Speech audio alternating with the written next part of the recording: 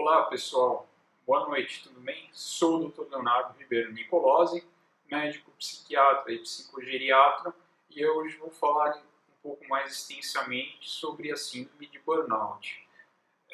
Como havia comentado no vídeo introdutório, ela não está classificada nem no DSM-5 e nem especificada no CID-11 ou CID-10. Ela está no CID-10 e 11 lá no final, onde diz sobre fatores que aumentam a busca por serviços de saúde, né? Então não tem como, por exemplo, a categoria depressão, que ele vai colocando todos os sintomas, tudo bonitinho, tudo descrito bonitinho. Ele fica relegado, assim, a psiquiatria ainda não se definiu como vai caracterizar, talvez isso aconteça num próximo manual, né? Por exemplo, do DSM-6, quando sair, CID-12, ainda não temos como saber o que vai acontecer.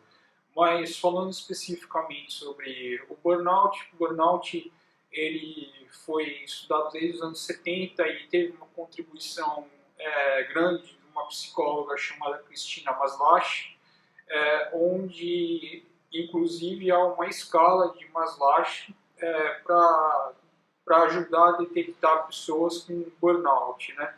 Então, assim, a tríade do burnout, segundo Maslach, ela é caracterizada pela exaustão, ou seja, o esgotamento, uma despersonalização, ou seja, um distanciamento das pessoas com quem você trabalha e do próprio trabalho e outras pessoas com quem você tem relação. Então, por exemplo, um médico com burnout, ele estaria menos interessado ou totalmente indiferente aos colegas, enfermeiros, outros profissionais de saúde e pacientes.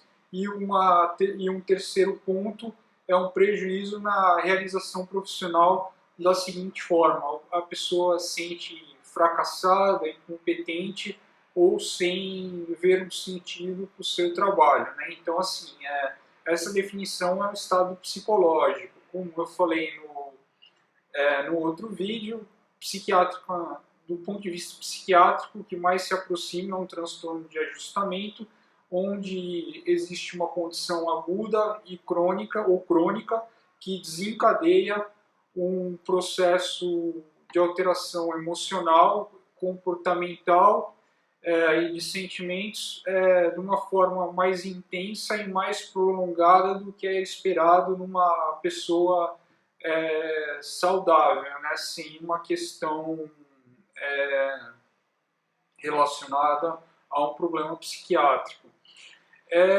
Do ponto de vista do que nós precisamos fazer, é muito importante a gente avaliar se tem uma outra patologia concomitante, ou seja, principalmente do ponto de vista psiquiátrico, como, por exemplo, uma depressão, transtorno de ansiedade, que ela pode estar sendo agravada pelo burnout, né, pela situação de trabalho, e tratar. Então, por exemplo, tratamento psicoterápico e medicamentoso.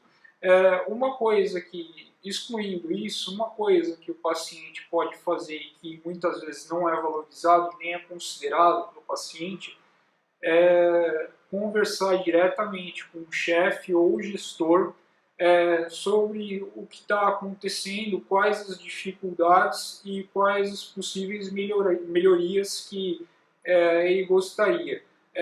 Algumas vezes, surpreendentemente, isso ocorre. Então, assim, o chefe, o gestor, ele entende o processo, ele gosta do funcionário, ele se importa com o funcionário e ele vai tentar fazer o possível para que a condição de trabalho, a qualidade de vida desse trabalhador no trabalho e a produtividade aumentem ou continuem fortes, né? Então isso é uma questão relativamente simples e pouco valorizada. Então assim, o paciente não tem que ter vergonha de expor deficiências, os problemas relacionados ao trabalho e possíveis soluções, se ele tiver. Do ponto de vista psiquiátrico, obviamente, se nós vamos avaliar se houve complicações, como, por exemplo, foi num grau tão extenso e tão prolongado que o indivíduo já desenvolveu uma depressão, aí, ou um transtorno de ansiedade, ataques de pânico, e nós vamos tratar de acordo com, e podemos usar técnicas psicoterápicas, por exemplo, terapia cognitivo-comportamental, e eu gosto bastante também da ACT Therapy, que é, a tradução em português seria terapia de aceitação e compromisso, né?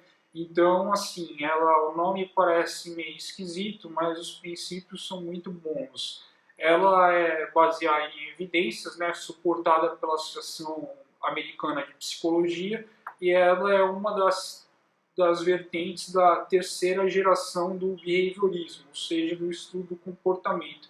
Então, o behaviorismo seria a primeira, a cognitivo-comportamental, que é o nosso gold standard, o padrão ouro, a segunda, e a ACT, uma das versões da terceira geração, né? Então, o que nós queremos? Queremos com a ACT, por exemplo, identificar valores, princípios do paciente, o que o paciente acha que é bom para a vida dele, o que ele gostaria que acontecesse na vida dele, e perseguir isso, que é o que vai ser relativamente imutável, né? E circunstâncias transitórias, a pessoa entender que elas não fazem parte, elas são uma parte da vida da pessoa e não um todo, né?